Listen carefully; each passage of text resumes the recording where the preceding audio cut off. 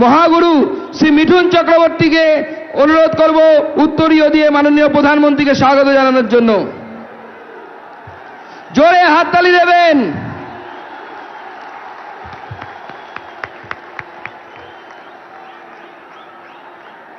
ভারত মাতা কি জয়, ভারত মাতা কি, ভারত মাতা কি। এইবার আমরা মূল প্রোগ্রামে চলে যাব। আপনাদের সামনে বক্তব্য রাখার জন্য অনুরোধ করব আমাদেরকে সামনে থেকে যিনি নেতৃত্ব দিয়েছেন, যিনি লড়াইয়ের ভাষা শিখিয়েছেন এই বাংলার বিজেপিকে, আমাদের রাজ্য সভাপতি সম্মানীয় শ্রী দিলীপ ঘোষ। দিলীপ তাকে জোরে হাততালি দিয়ে স্বাগত জানাবেন। বন্ধুগণ, আপনারা অনেকক্ষণ ধরে অপেক্ষা করছেন সম্মাননীয় প্রধানমন্ত্রীর ভাষণ শোনার জন্য। আমরা প্রত্যেকদিন ভাষণ দিই, সেই জন্য ভাষণ দিতে আমি আসিনি। আমাদের প্রতি তার যে প্রেম আর ভালোবাসা, মাননীয় প্রধানমন্ত্রী, বিশ্বের সবচেয়ে বড় গণতন্ত্রের প্রধানমন্ত্রী, তাই যখন আমরা তাকে ডাকি তিনি এসে উপস্থিত হয়ে আমাদের আর নেতৃত্ব দেন, আমাদের উৎসাহ বাড়ান। আর একবার এই ব্রিগেডের ঐতিহাসিক র্যালিতে উপস্থিত হয়েছেন। পশ্চিমবাংলার সমস্ত মানুষের তরফ থেকে আমি তাকে স্বাগত জানাচ্ছি, অভিনন্দন জানাচ্ছি, ধন্যবাদ জানাচ্ছি।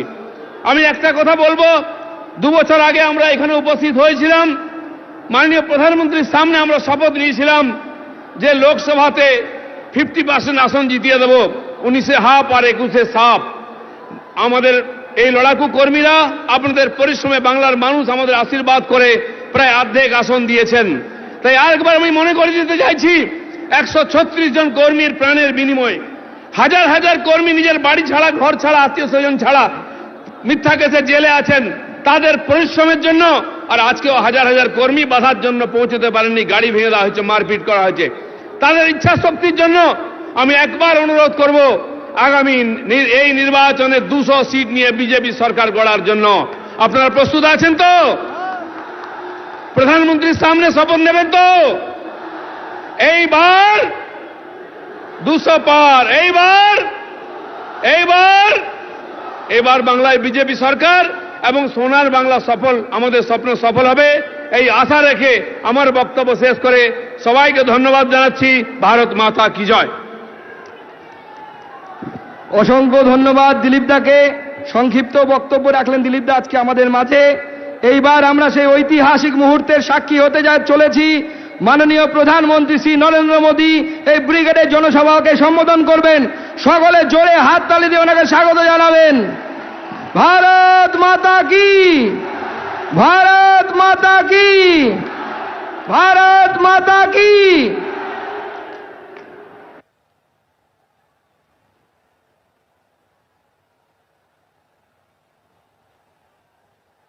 भारत माता की, भारत माता की।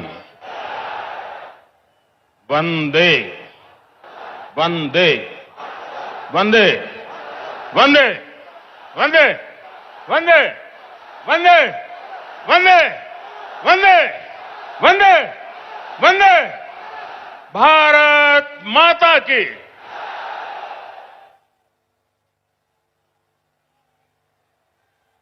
मंच पर विराजमान भारतीय जनता पार्टी के सभी वरिष्ठ नेतागण,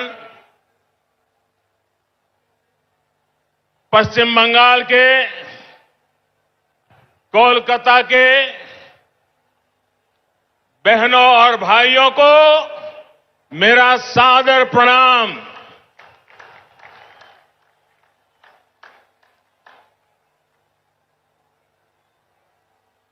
राजनीतिक जीवन में सैकड़ों रैलियों को संबोधन करने का सौभाग्य मिला है, लेकिन इतने बड़े लंबे कार्यकाल में मैंने कभी इतने बड़े विशाल जनसमूह का हमें आशीर्वाद मिला हो, ऐसा दृश्य मुझे आज देखने को मिला।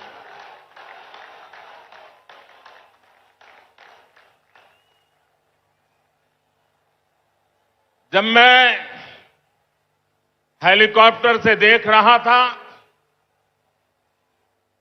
मैदान में तो जगह नजर नहीं आ रही है, लेकिन मैं देख रहा था सारे रास्ते इतने भरे पड़े हैं, लोग भागते हुए इधर की तरफ चल रहे हैं। मैं नहीं मानता हूं कि वो पहुंच पाएंगे। मैं फिर एक बार इतनी बड़ी तादाद में आप आशीर्वाद देने के लिए आए, मैं भारतीय जनता पार्टी के सभी कार्यकर्ताओं की तरफ से आपको सादर फिर से एक बार प्रणाम करता हूं। बंगाल की इस धरती ने हमारे संस्कारों को ऊर्जा दी है। बंगाल की इस धरती ने भारत की आजादी के आंदोलन में नए प्राण फूंके। बंगाल की इस धरती ने ज्ञान विज्ञान में भारत का गौरव बढ़ाया है। बंगाल से निकले महान व्यक्तित्वों ने एक भारत श्रेष्ठ भारत की भावना को सशक्त किया है। बंगाल की इस धरती ने एक विधान, एक निशान, एक प्रधान के लिए बलिदान देने वाले महान सपूत हमें दिया। ऐसी पावन मिट्टी को मैं अनेक अनेक बार नमन करता हूं। साथियों, ये मेरा सौभाग्य है कि आज इस ऐतिहासिक ब्रिगेड ग्राउंड पर मुझे फिर एक बार आपके आशीर्वाद प्राप्त करने का अवसर मिला है। ब्रिगेड ग्राउंड के आसपास एक तरफ स्वामी विवेकानंद जी का जन्म स्थान है, दूसरी तरफ नेताजी सुभाष बाबू का निवास स्थान है, एक तरफ महर्षि श्री अरविंदो का जन्म स्थान है, तो दूसरी तरफ डॉक्टर श्यामा प्रसाद मुखर्जी का जन्म स्थान है। ये कोलकाता, बंगाल और पूरे भारत की बहुत बड़ी प्रेरणा स्थली है। बीते दशकों में ब्रिगेड ग्राउंड में अनेकों बार ये नारा गूंजा है, ब्रिगेड चलो। सुना है ना, ब्रिगेड चलो। इस ग्राउंड ने अनेक देशभक्तों को देखा है, लेकिन ये ग्राउंड बंगाल के विकास में रोड़ा अटकाने वालों का भी गवाह रहा है। बंगाल की भूमि को 24 घंटे हड़ताल और बंद में झोंक देने वालों की नीतियां और साजिशें भी इस ग्राउंड ने देखी है। इन लोगों ने बंगाल की इस महान भूमि का जो हाल किया, वो पीढ़ी दर पीढ़ी बंगाल के लोगों ने सहा है, बर्दाश्त किया है। लेकिन ये बंगाल के लोगों की महानता है, ये बंगाल के लोगों की अदम्य इच्छा शक्ति है कि उन्होंने बंगाल में परिवर्तन की उम्मीदों को कभी छोड़ा नहीं।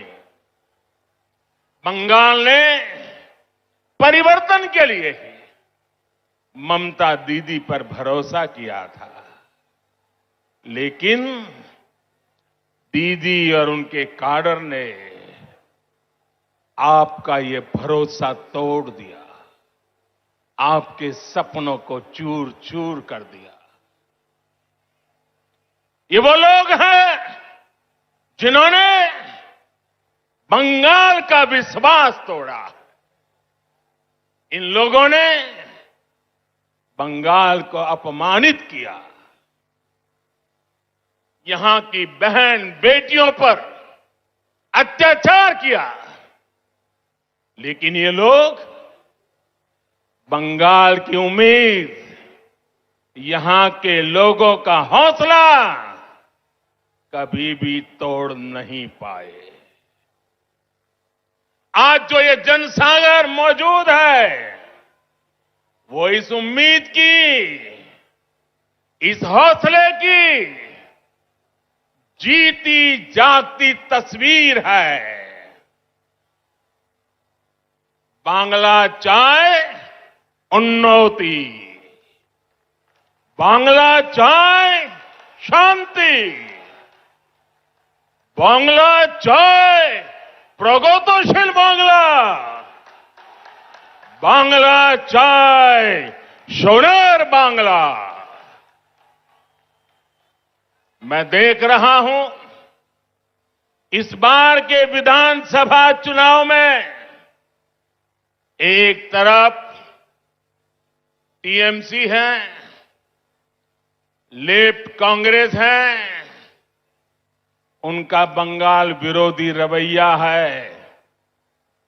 और ये चुनाव ऐसा है कि दूसरी तरफ खुद बंगाल की जनता कमर कस करके खड़ी हो गई है।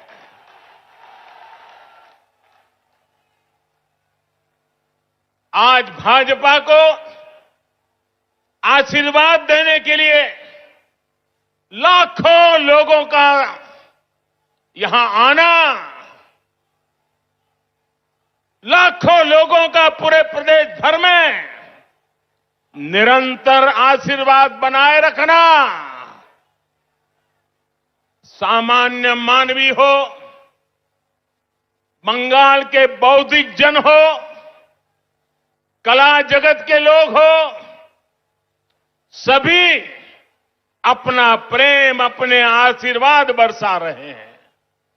सबके दिल में एक ही इच्छा है, हमारा बंगाल विकास की नई ऊंचाई पर पहुंचे। आज तो हमारे बीच बांग्लार छेले मिठुन चक्रवर्ती जी भी है।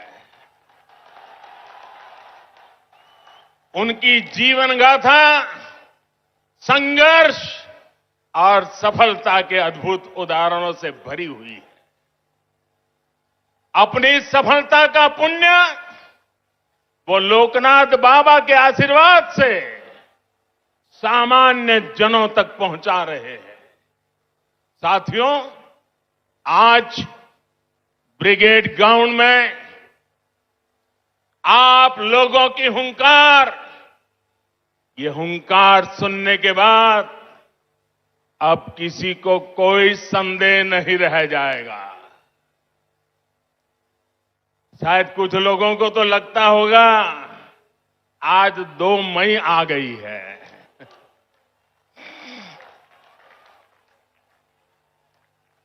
भाइयों बहनों, पूरी ताकत से मेरे साथ बोलिए, दोनों मुट्ठी बंद करके बोलिए, हाथ ऊपर करके बोलिए, पूरी ताकत से बोलिए, भारत माता की, भारत माता की। साथियों, भारत माता के इस जयकारे की गूंज बंगाल के कोने कोने तक जा रही है। भारत माता के आशीर्वाद से सोनार बांग्ला का संकल्प जरूर सिद्ध होके रहेगा। यहां आया एक एक व्यक्ति, हमारी माताएं, हमारी बहनें, हमारी बेटियां, बंगाल का युवा आज बंगाल में आशोल परिवर्तन के लिए आया है। आशोल परिवर्तन।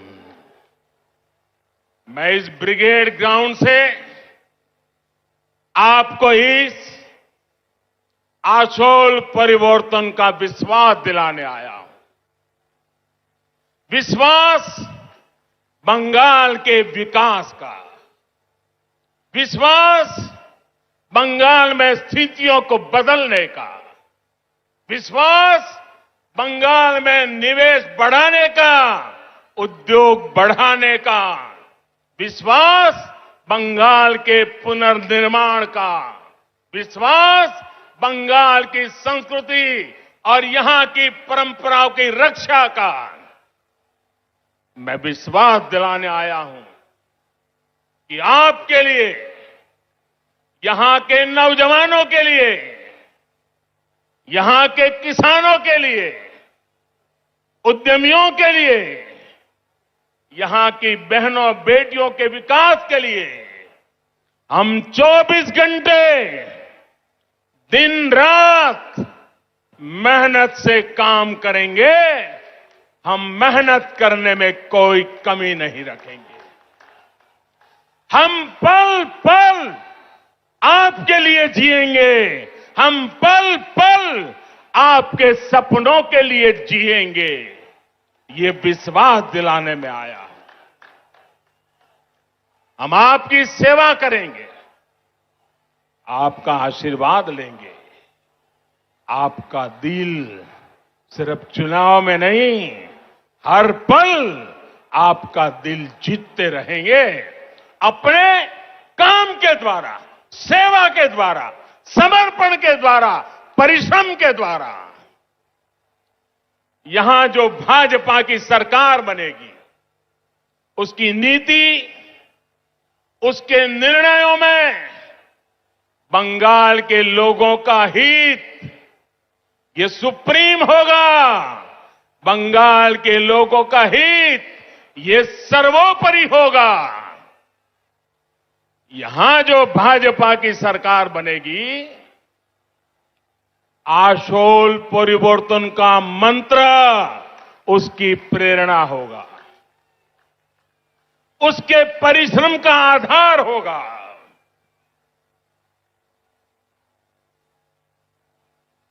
आशोल परिवर्तन का मतलब, आशोल परिवर्तन का मतलब ऐसा बंगाल जहां युवाओं को शिक्षा और रोजगार के पर्याप्त अवसर मिले। आशोल परिवर्तन मतलब ऐसा बंगाल जहां लोगों को पलायन करने पर मजबूर न होना पड़े। आशोल परिवर्तन मतलब ऐसा बंगाल जहां व्यापार और कारोबार फले फूले, जहां ज्यादा से ज्यादा निवेश आए।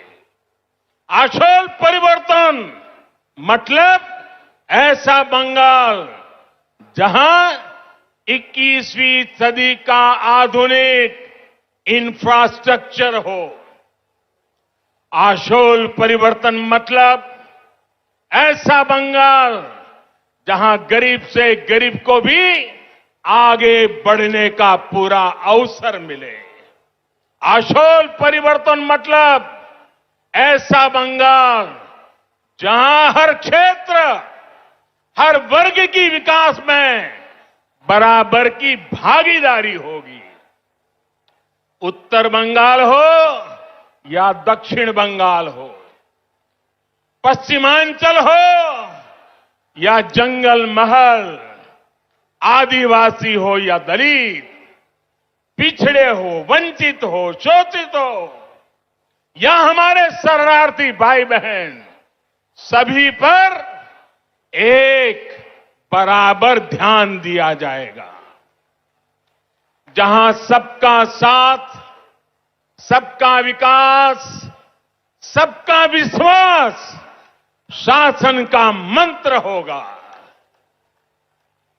जहां उन्नयन सबका होगा, तुष्टीकरण किसी का नहीं। जहां घुसपैठ को रोका जाएगा, घुसपैठियों को रोका जाएगा। साथियों, गुलामी का इतना बड़ा कालखंड भी बंगाल की क्षमता, बंगाल के सामर्थ्य को कम नहीं कर सका था। आजादी के इन 75 वर्षों में बंगाल ने जो खोया है, बंगाल से जो छीना गया है, वो मुझसे ज्यादा आप लोग ज्यादा अच्छी तरह जानते हैं। आज हम इस संकल्प के साथ भी आपके सामने आए हैं कि जो भी बंगाल से छीना गया है, भाइयों बहनों मेरे शब्द लिख रखिए, जो भी बंगाल से छीना गया है उसे वापस लौटाएंगे।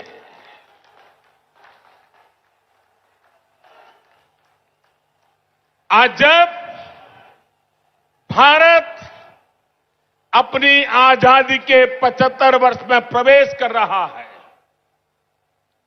तो बंगाल एक नई ऊर्जा, एक नए संकल्प के साथ आगे बढ़ेगा।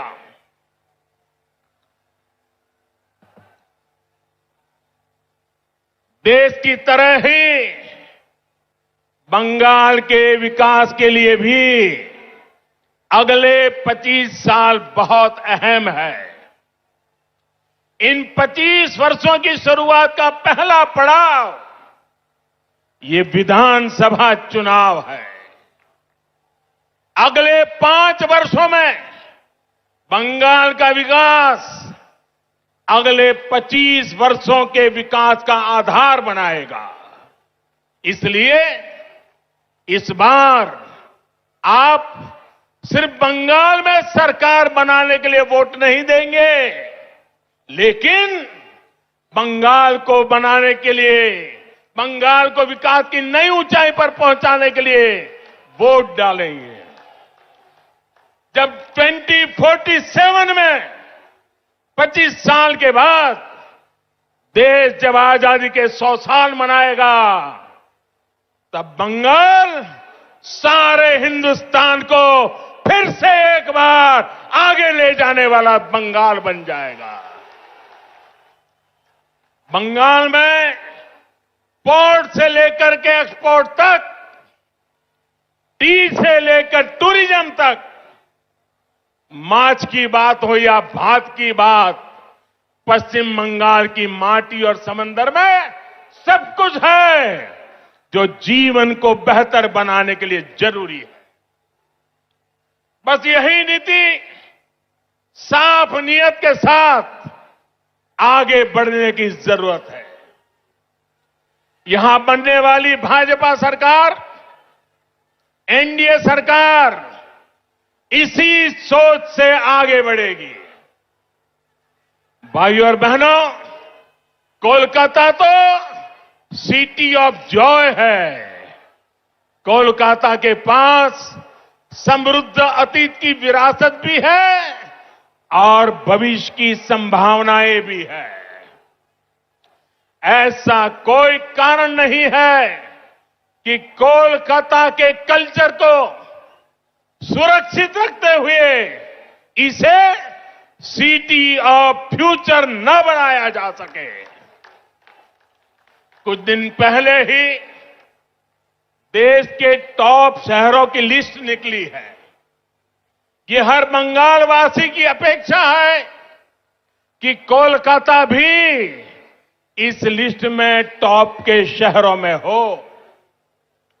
इसके लिए चाहे कनेक्टिविटी सुधारना हो, नए नए उद्योगों की स्थापना हो, टेक्नोलॉजी का विस्तार करना हो, स्टार्टअप के लिए बेहतर माहौल बनाना हो, हम पूरे कमिटमेंट के साथ काम करेंगे। आपने देखा होगा कोलकाता मेट्रो का विस्तार अब और तेजी से किया जा रहा है। केंद्र की हमारी सरकार ने कोलकाता की धरोहरों को सजाने संवारने के लिए अनेक प्रयास किए हैं। जब कोलकाता में विकास का डबल इंजन लग जाएगा तो वो रोड़े, वो अड़चने भी खत्म हो जाएगी जो भी कदम कदम पर हमें अनुभव होती है।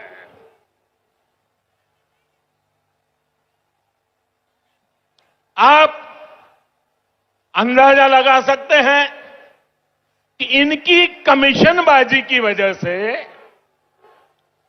कोलकाता एयरपोर्ट से जुड़े हुए कई काम देखिए कब तक रुके हुए हैं। ऐसे रुके हुए हर काम को भाजपा सरकार में तेज गति दी जाएगी। यहां के स्मार्ट सिटी प्रोजेक्ट को भाजपा सरकार में नई ऊर्जा मिलेगी। शहर में नए फ्लाईओवर बनाए जाएंगे।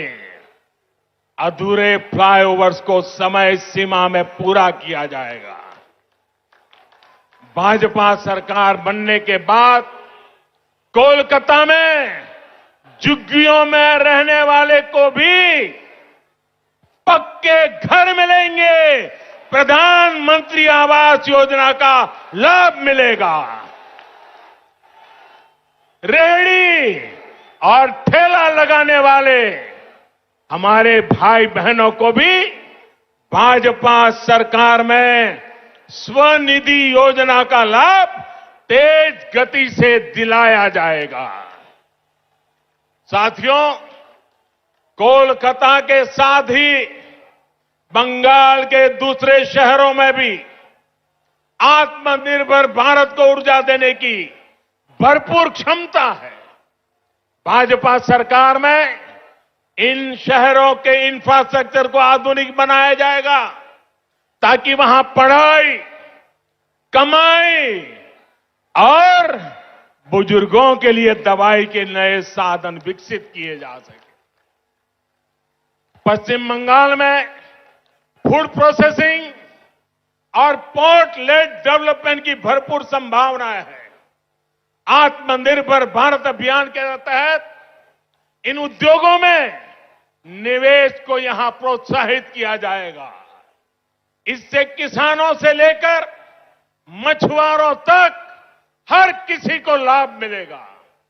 बहनों और भाइयों, पश्चिम बंगाल में आशोल परिवर्तन के लिए गांव और शहरों के स्थानीय शासन यानी ग्राम पंचायत, नगर निगम और नगर पालिकाओं के शासन में पूरी पारदर्शिता भी उतनी ही जरूरी है।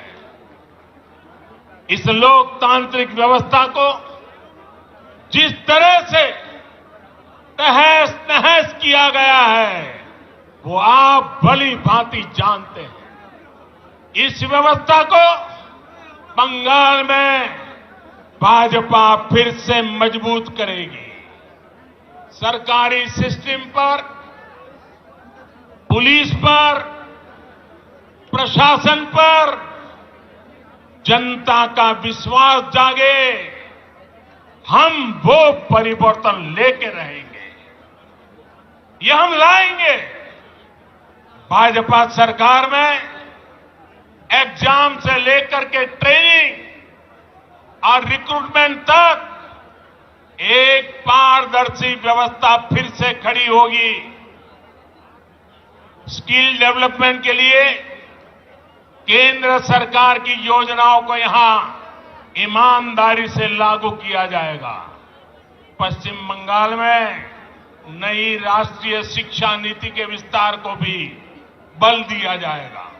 इंजीनियरिंग, डॉक्टर, टेक्नोलॉजी ऐसे विषयों की पढ़ाई बांग्ला भाषा में भी हो, इस पर भी जोर दिया जाएगा। अंग्रेजी नहीं जानता, इसलिए गरीब का बच्चा, गरीब की बेटी अब डॉक्टर बनने के सपने से दूर नहीं रहेगी। गरीब का बच्चा, गरीब की बेटी भी वो डॉक्टर बन पाए, वो इंजीनियर बन पाए। झुग्गी झोपड़ी में पढ़ाई करके निकला हुआ बच्चा भी बंगाल का नाम रोशन करे, ये व्यवस्था हम बनाना चाहते हैं। साथियों, हमारा लक्ष्य सिर्फ पश्चिम बंगाल में सत्ता का परिवर्तन करना नहीं है, यही एकमात्र उद्देश्य नहीं है। हम बंगाल की राजनीति को विकास केंद्रित राजनीति की तरफ ले जाना चाहते हैं। 5 साल बर्बाद हो चुके हैं, अब बंगाल को बर्बाद होने का अवसर किसी को नहीं देना चाहिए। और इसलिए हम आशोल परिवर्तन की बात कर रहे हैं।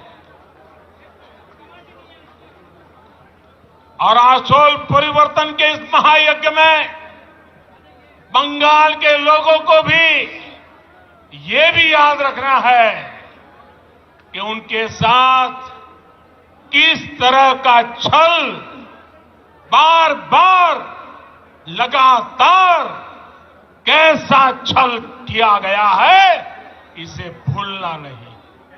साथियों, आजादी के नारे पर कांग्रेस सत्ता में आई थी। आजादी के बाद कुछ समय काम हुआ, लेकिन फिर बंगाल पर वोट बैंक की राजनीति हावी होती चली गई। इस राजनीति को वामपंथियों ने बढ़ाया और आगे लिया, और वामपंथियों ने तो नारा दिया। आपको याद होगा, बंगाल के लोगों को याद होगा, वामपंथी क्या कहते थे? कांग्रेसेर कालो हाथ, कांग्रेसेर कालो हाथ भंगे दाओ गुड़िए दाओ।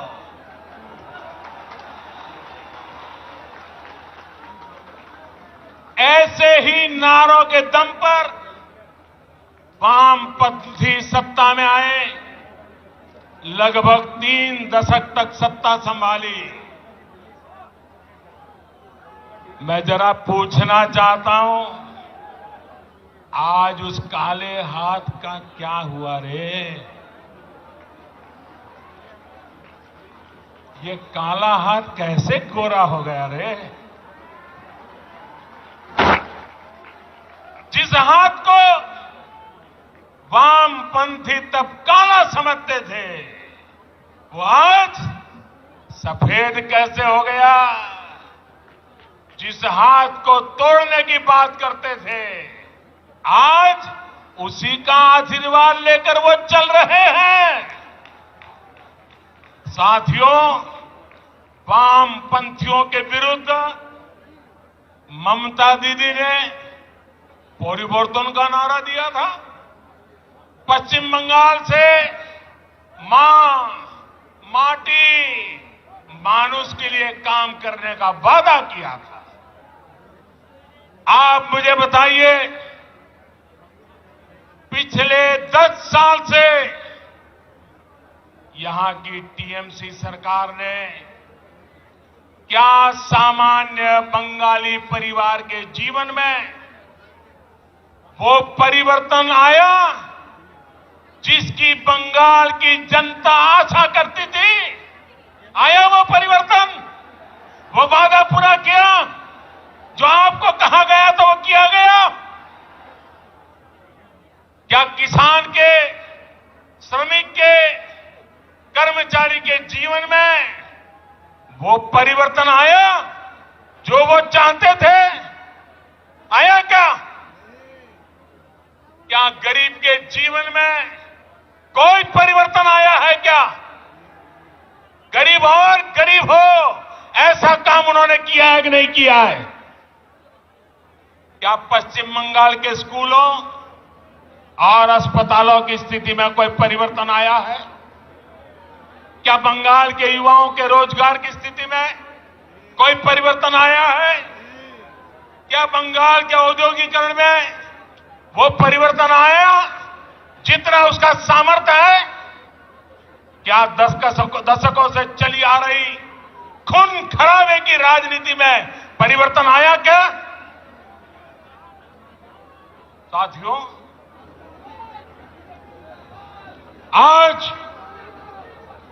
आज बंगाल में माटी मानुष की क्या स्थिति है, ये आप भली भांति जानते हैं। मां पर गली गली में हमले होते हैं, घर में घुसकर मां पे हमले होते हैं।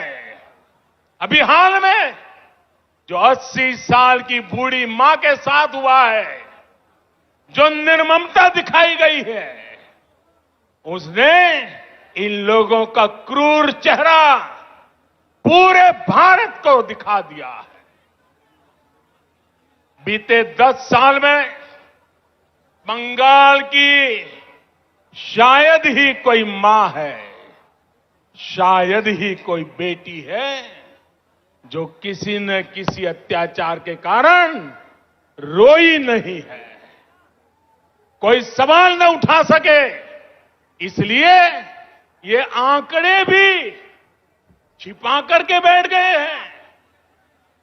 साथियों, माटी की तो बात करने वालों ने बंगाल का कण कण, बंगाल का तिनका बिचौलियों, कालाबाजारी करने वालों और सिंडिकेट के हवाले कर दिया।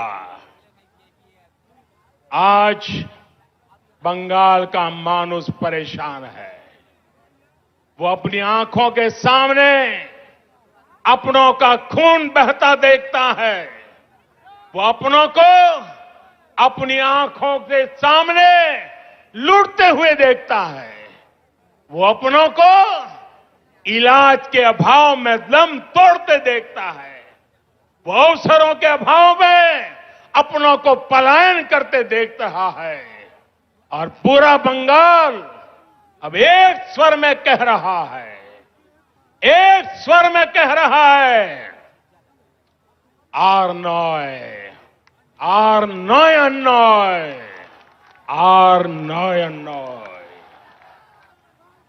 ये टीएमसी सरकार के कम होते दिनों की उद्घोष है। ये उद्घोष पूरे देश को सुनाना जरूरी है। भाई और बहनों, आप मेरे साथ बोलेंगे, मेरे साथ बोलेंगे। मैं जो कहूंगा वो बोलेंगे, सबके सब लोग बोलेंगे, पूरा हिंदुस्तान सुने इस प्रकार से बोलेंगे, पक्का बोलेंगे। मैं आपके सामने कुछ शब्द बोलूंगा, उन शब्दों से टीएमसी सरकार की सच्चाई सामने आती है। मैं जो शब्द बोलूंगा उसके बाद आपको 2 बार बोलना है, पूरी ताकत से बोलना है। आपको बोलना होगा आर नॉय। मैं जब बोलूंगा उसके बाद बोलना है। और इसके अंदर आपका गुस्सा, आपका आक्रोश, आपके दिल की आवाज निकलनी चाहिए, जो हिंदुस्तान के कोने कोने में पहुंचनी चाहिए। बोलेंगे, पक्का बोलेंगे। आपको आर नॉय बोलना है, ठीक है? भ्रष्टाचार, 2 बार बोलना है।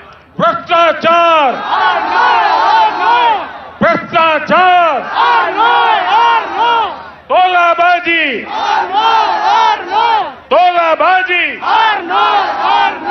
कटमनी, कटमनी, सिंडिकेट, सिंडिकेट, बेरोजगारी, बेरोजगारी, हिंसा, हिंसा, आतंक, आतंक, तुष्टिकरण, तुष्टिकरण, अन्याय,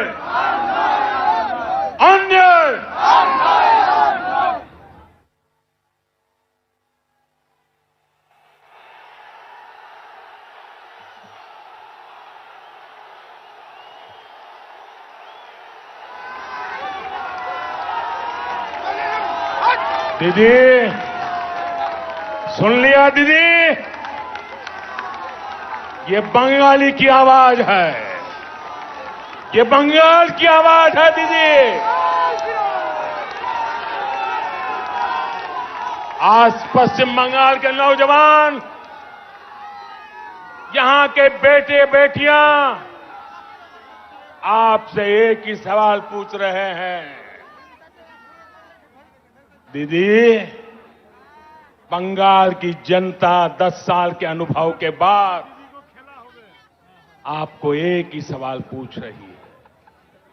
उन्होंने आपको दीदी की भूमिका में चुना था।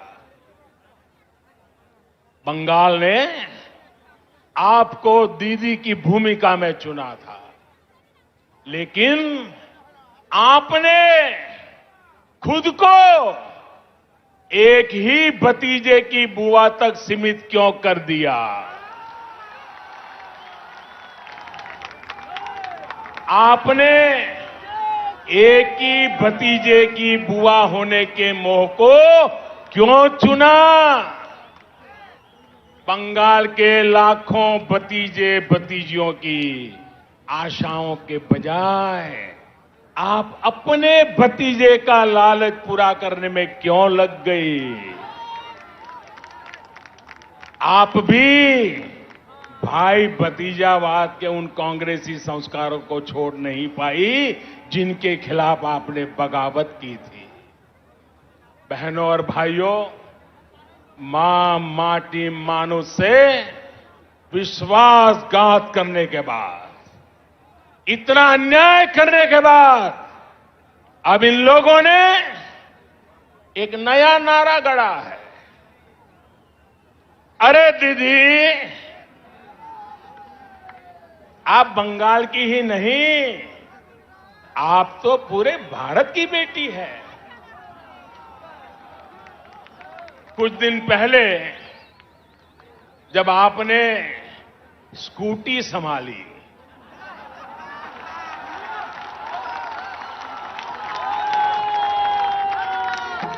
तो सब लोग प्रार्थना करते थे आप सकुशल रहे, आपको चोट न लग जाए। अच्छा हुआ आप गिरी नहीं तो जिस राज्य में वो स्कूटी बनी है उस राज्य को ही अपना दुश्मन बना लेती। अगर स्कूटी साउथ में बनी होती तो साउथ को दुश्मन बना लेती, अगर स्कूटी नॉर्थ में बनी होती तो नॉर्थ को दुश्मन बना लेती। अच्छा हुआ आप ठीक है, तब आप गिरी नहीं। जब आपकी स्कूटी भवानीपुर जाने के बाद बदल नंदीग्राम की तरफ मुड़ गई,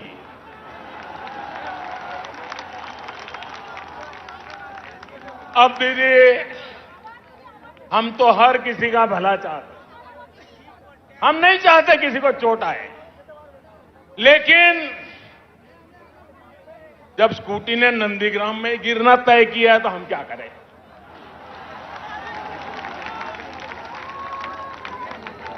साथियों, ये संयोग ही है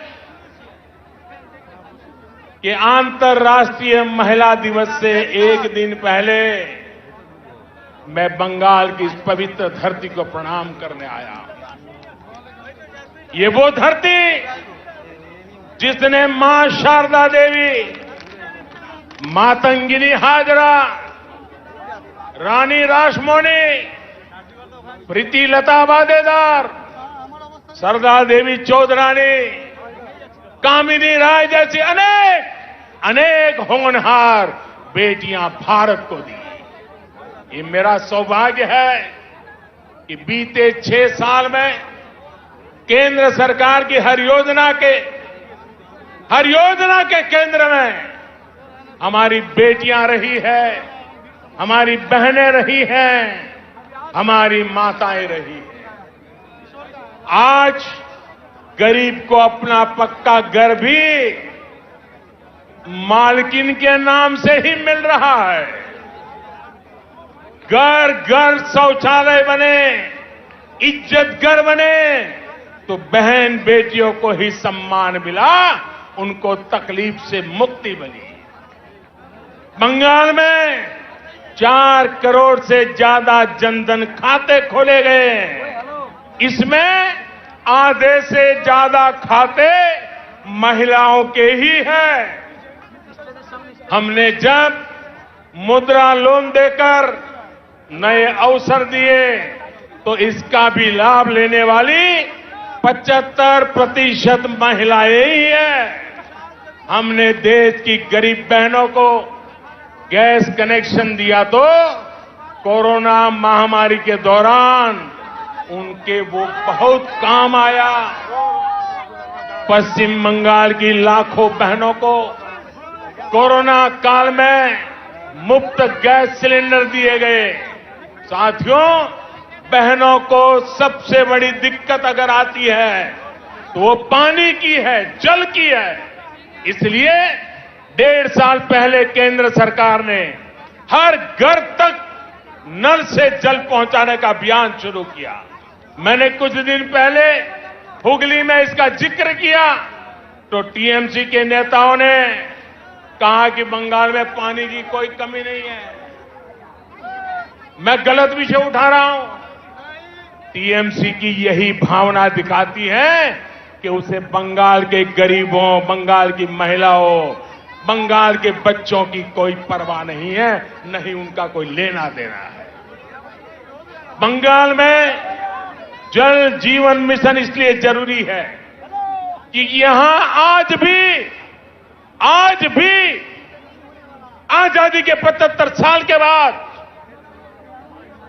एक महिला यहां राज कर रही है। तब आज भी 1.5 करोड़ से ज्यादा घरों में नल से पानी नहीं आता। बंगाल में जल जीवन मिशन इसलिए जरूरी है क्योंकि अनेकों जिलों में आर्सेनिक युक्त पानी बच्चों का जीवन तबाह कर रहा है, सभी को बीमार कर रहा है। क्या गरीब की चिंता करना, गरीब की सेवा करना क्या हमारा कर्तव्य नहीं है? क्या गरीब कर हम भी राजनीति करेंगे? लेकिन अफसोस है साथियों कि देश में टीएमसी सरकार गरीबों पर झूठ बोल के राजनीति करने पर तुली हुई है। हर घर जल पहुंचाने के लिए केंद्र सरकार जो पैसे भेज रही है उसका बहुत बड़ा हिस्सा आज तक यहां की सरकार खर्च ही नहीं कर पाई है। और आज इस ब्रिगेड ग्राउंड से पूरे बंगाल के लोगों से पूछता हूं, क्या टीएमसी सरकार बंगाल के गरीबों, यहां की महिलाओं, यहां के बच्चों की गुनहगार है कि नहीं है? गुनहगार है कि नहीं है? गुनहगार है कि नहीं है? इस चुनाव में उसे सजा मिलनी चाहिए कि नहीं मिलनी चाहिए? जोरों से सजा मिलनी चाहिए कि नहीं मिलनी चाहिए? साथियों, एक और योजना है। ऐसी कितनी ही योजनाओं का पैसा यहां की राज्य सरकार तिजोरी में रख करके बैठ गई है। दीदी जैसे ठान कर चल रही है कि न काम करेंगे न करने देंगे। आप मुझे बताइए, ऐसी सरकार को हटाएंगे? ऐसी सरकार को हटाएंगे? ऐसी सरकार को हटाएंगे? साथियों, बीजेपी सिर्फ घोषणाओं पर नहीं, घोषणाओं को तेजी से अमल करने पर विश्वास करती है।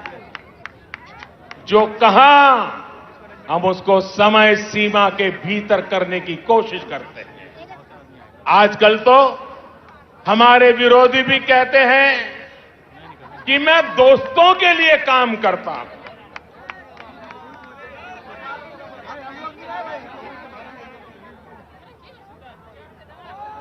हमें कहा जाता है कि मोदी अपने दोस्तों के लिए काम करता है। हम सब जानते हैं, बचपन में हम जहां पले बड़े होते हैं, जिनके बीच में खेले होते हैं, जिनके साथ पढ़े होते हैं, वो हमारे पक्के दोस्त होते हैं, जीवन भर के पक्के दोस्त होते हैं। मैं भी गरीबी में पला बड़ा और इसलिए उनका दुख दर्द क्या है, चाहे वह हिंदुस्तान के किसी भी कोने में क्यों न हो, क्योंकि वो मेरे दोस्त हैं, मैं उसे भली भांति अनुभव कर सकता हूं। मुझे इसके लिए किताब नहीं पढ़नी पड़ती है, न कोई वीडियो देखना पड़ता है, न कोई तस्वीर देखनी पड़ती है, क्योंकि मैं इसे अनुभव करता हूं। और इसलिए मैं दोस्तों के लिए काम करता हूं और मैं दोस्तों के लिए ही काम करूंगा। भाइयों बहनों, मैं बंगाल के अपने दोस्तों के लिए काम कर रहा हूं। मैंने अपने दोस्तों को बंगाल में लगभग 90 लाख गैस कनेक्शन दिए हैं। मैंने अंधेरे में जी रहे अपने बंगाल के 7 लाख से अधिक दोस्तों को मुफ्त बिजली कनेक्शन दिया है। मैंने अपने दोस्तों के लिए बंगाल में 60 लाख से ज्यादा शौचालय इज्जत घर बनवाए हैं। मैंने अपने दोस्तों के लिए बंगाल में 32 लाख से अधिक पक्के घर स्वीकृत किए हैं। दलित हो, पिछड़े हो, पीड़ित हो, शोषित हो, वंचित हो, सभी दोस्तों को इन योजनाओं का लाभ मिला है। और साथियों, बंगाल के चाय वाले, यहां के टी गार्डन में काम करने वाले, ये हमारे भाई बहन तो मेरे विशेष दोस्त हैं, क्योंकि मेरा चाय से जरा अलग ही नाता है। मेरे ऐसे कामों से उनकी भी अनेक परेशानियां कम हो रही हैं। हमारी सरकार के प्रयासों से मेरे इन चाय वाले दोस्तों को सोशल सिक्योरिटी स्कीम का भी लाभ मिलना तय हुआ है। किसी बीमारी की स्थिति में काम रुकने पर या फिर गर्भावस्था के दौरान महिला कर्मचारियों को दिक्कत न हो, इस पर जोर दिया जा रहा है। इस साल के बजट में मेरे इन चाय वाले दोस्तों के लिए 1000 करोड़ रुपए की विशेष योजना का ऐलान भी किया है, क्योंकि यही मेरे दोस्त हैं। साथियों, कोरोना ने पूरी दुनिया में सबको परेशान किया, लेकिन मेरे ये गरीब ही दोस्त थे जो ज्यादा परेशान हुए। जब कोरोना आया तो मैंने अपने हर दोस्त को मुफ्त में राशन दिया, मुफ्त में गैस सिलेंडर दिया, करोड़ों रुपए बैंक खाते में जमा करवाए। दुनिया में कोरोना वैक्सीन इतनी महंगी है, लेकिन मैंने अपने दोस्तों के लिए सरकारी अस्पताल में मुफ्त में टीका लगाने का प्रबंध कर दिया। बहनों और भाइयों, कौन है मेरे दोस्त? आप ही मेरे दोस्त हैं। 130 करोड़ हिंदुस्तानी ये मेरे दोस्त हैं। सपने लेकर के पुरुषार्थ करने वाला हर नौजवान मेरा दोस्त है।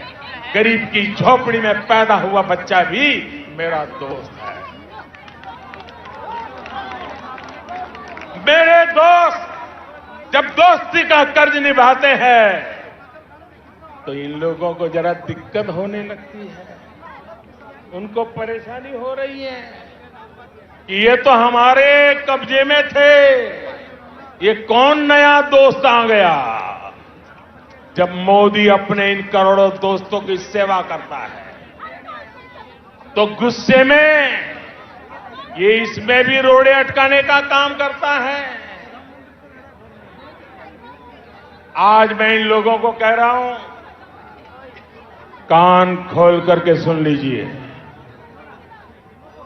मैं पश्चिम बंगाल के अपने इन दोस्तों के लिए ज्यादा से ज्यादा काम करना चाहता हूं।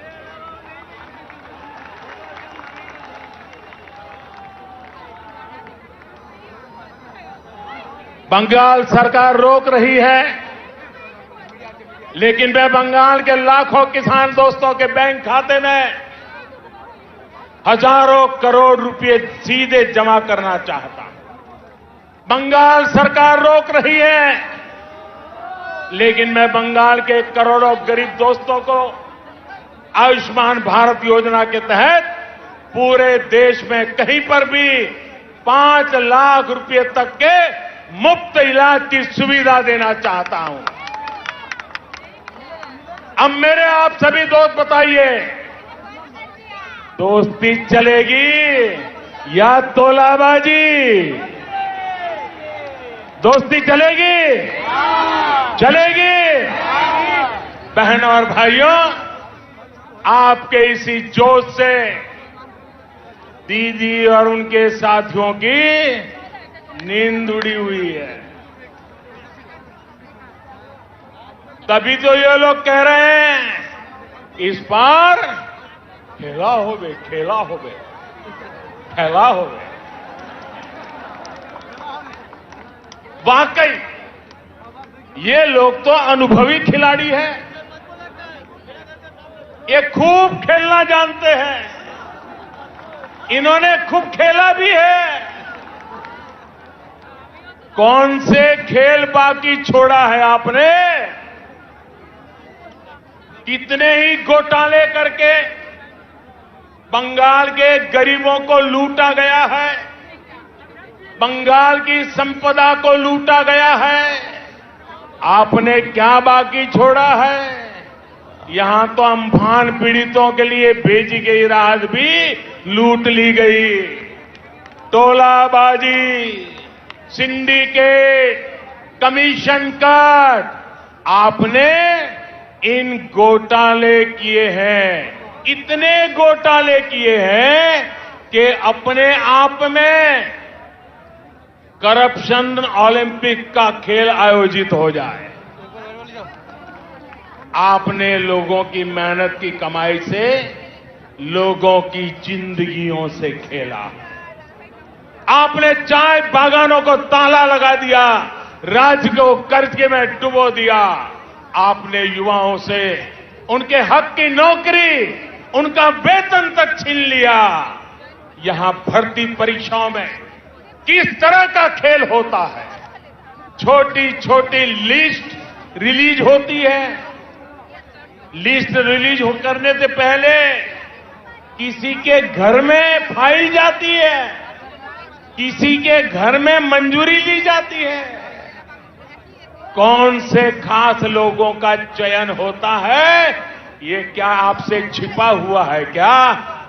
सारा बंगाल जानता है। अब ये नहीं चलेगा, अब ये खेल नहीं चलेगा। आप मुझे बताइए साथियों, ये खेल बंद होना चाहिए कि नहीं होना चाहिए? ये खेल बंद होना चाहिए कि नहीं होना चाहिए? ये खेल खत्म होना चाहिए कि नहीं होना चाहिए? ये खेल खत्म होना चाहिए कि नहीं होना चाहिए? दीदी, ये आवाज सुनिए, ये शंखनाद सुनिए। अब हर तरफ से एक ही आवाज है,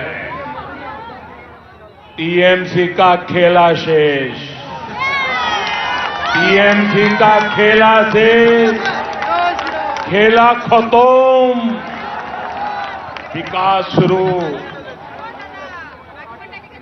मेरा आपसे आग्रह है,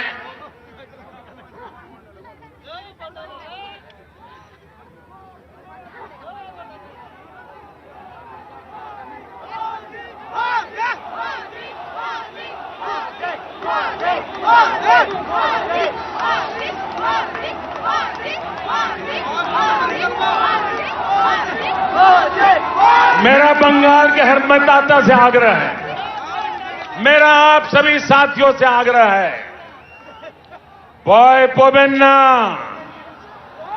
भय पोबेन्ना, निर्भय बीजेपी के ভোট করুন, কুশাসনের বিরুদ্ধে ভোট করুন, বাংলাকে ভয় মুক্ত করুন, বাংলা উন্নতি চায়, উন্নতির জন্য ভোট করুন, বাংলার জয়, ভারতের জয়। साथियों, हमारे यहां शास्त्रों में कहा गया है, क्रोधात् भवति सम्मोह, सम्मोहात् स्मृति विभ्रमः। यानी जब कोई असफलता में, डर में, खीज में गुस्सा करता है तो उस गुस्से से उसका मोह, विचलन और ज्यादा बढ़ जाता है, फिर उसे कंफ्यूजन होता है और कंफ्यूजन में इंसान लगातार गलती करता जाता है, बुरा करता जाता है, बुरा सोचने लग जाता है और अपना ही सब कुछ गंवा देता है।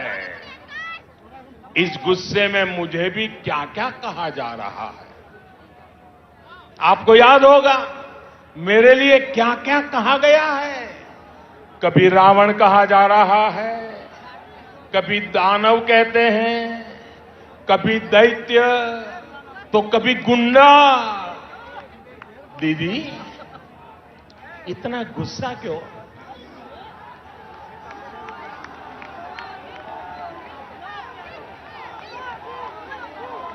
दीदी इतना गुस्सा क्यों? राग केनो दीदी? कोथाए कोथाए घाल दो, ये तो राग केनो दीदी? अगर आज बंगाल में कमल खिल रहा है तो इसका कारण वही कीचड़ है जो आपकी पार्टी ने, आपकी सरकार ने यहां फैलाया। आपने बंगाल को विकास के बजाय बंटवारे की तरफ धकेला, इसलिए यहां कमल खिल रहा है। आपने बंगाल में क्षेत्र और संप्रदाय के नाम पर भेदभाव किया, इसलिए बंगाल में कमल खिल रहा है। आपने लोकतंत्र के नाम पर लूट तंत्र को बढ़ावा दिया, इसलिए बंगाल में कमल खिल रहा है। आपने गरीब को उसके हक से वंचित रखा, इसलिए बंगाल में कमल खिल रहा है। साथियों, दीदी को मैं बरसों से जानता हूं। ये वो दीदी नहीं है जिन्होंने वामपंथ के अत्याचार के विरुद्ध आवाज उठाई थी। दीदी पर अब उनका अपना भी बस नहीं है, दीदी का रिमोट कंट्रोल अब कहीं और है। इसलिए वो ऐसी बातें कर रही है जो बंगाल की मूल सोच के विरुद्ध है, जो बंगाल की परंपरा के विरुद्ध है। बंकिम बाबू, गुरुदेव टैगोर, स्वामी विवेकानंद, नेताजी जैसे महान सपूत जिन्होंने पूरे भारत को दिशा दिखाई, उन्हें टीएमसी की बाहरी सोच से कितना दुख होता होगा। भाजपा के लोगों को बाहरी बोलने वालों से पूछिए और जरा हिम्मत के साथ पूछिए, जरा पूछो तो जिस कांग्रेस पार्टी का नाम ले रहे हो, उस कांग्रेस पार्टी को जन्म किसने दिया था, स्थापना किसने की थी? क्या कांग्रेस पार्टी की स्थापना करने वाला बाहरी था का भीतरी था? जिस लेफ्ट ने, जिस वाममार्गियों ने इतने वर्षे तक बंगाल पर राज किया, जिनकी विचारधारा मार्क्स, लेनिन, माओ पर आधारित है, वो बाहरी है या भीतरी? टीएमसी जो बंगाल की सत्ता में है, ये भी तो उन के कारण निकले हुए लोग हैं, जबकि भारतीय जनता पार्टी की स्थापना के मूल में ही बंगाली चिंतन है। भाजपा वो पार्टी है जिसकी स्थापना की प्रेरणा बंगाल के महान सपूत डॉक्टर श्यामा प्रसाद मुखर्जी की है।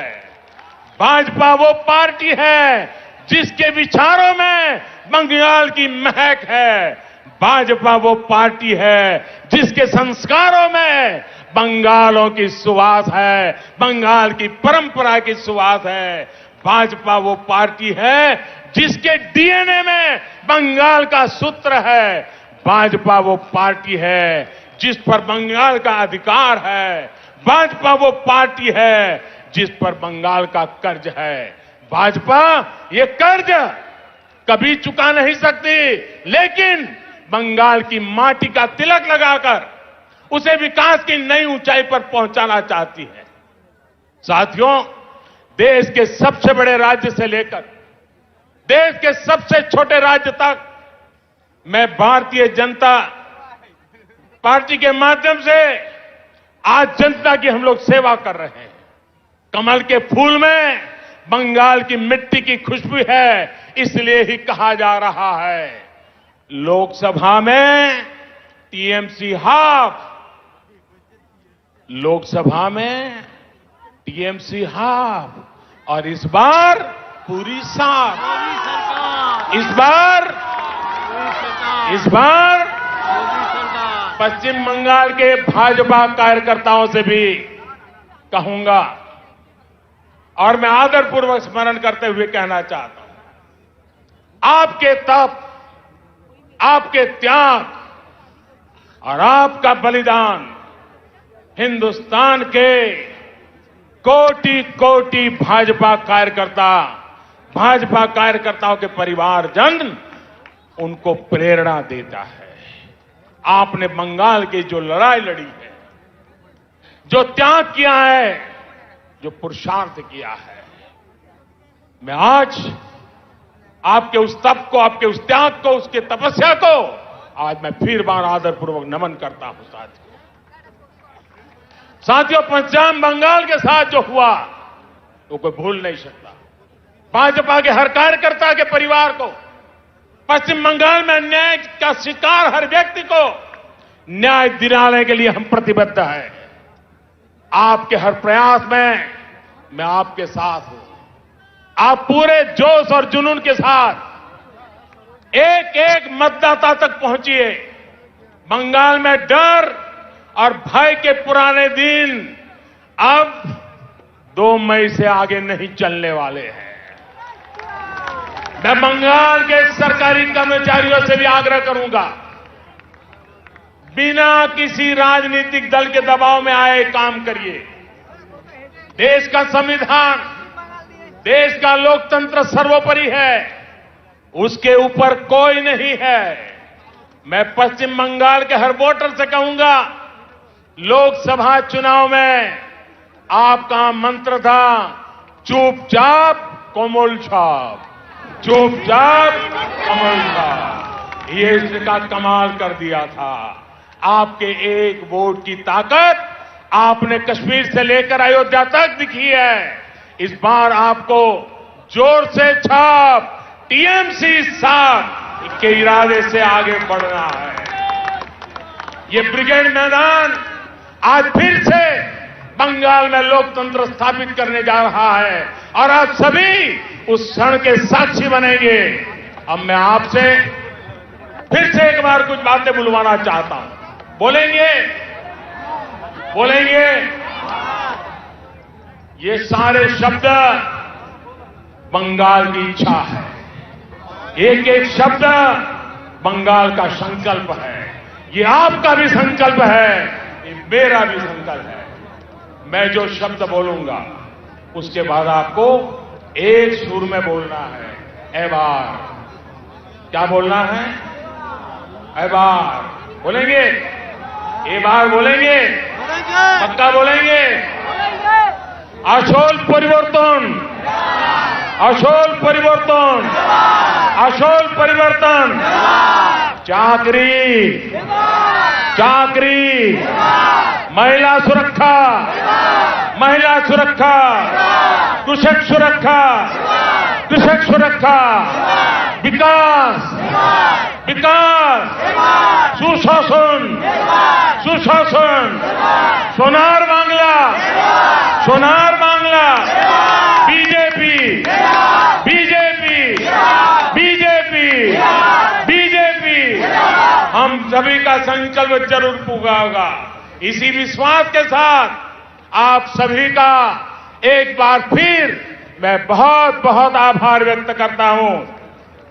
दोनों मुट्ठी बंद करके पूरी ताकत से बोलिए मेरे साथ, भारत माता की, भारत माता की, भारत माता की, भारत माता की।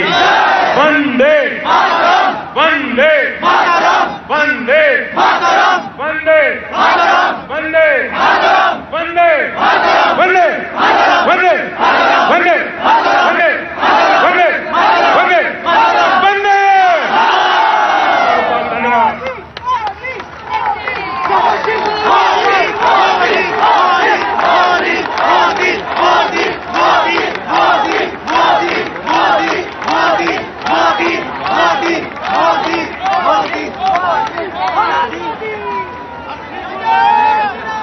মাননীয় প্রধানমন্ত্রীকে অসংখ্য ধন্যবাদ তার মার্গদর্শনের জন্য। জোরে হাততালি দিয়ে স্বাগত জানাবেন মাননীয় প্রধানমন্ত্রীকে।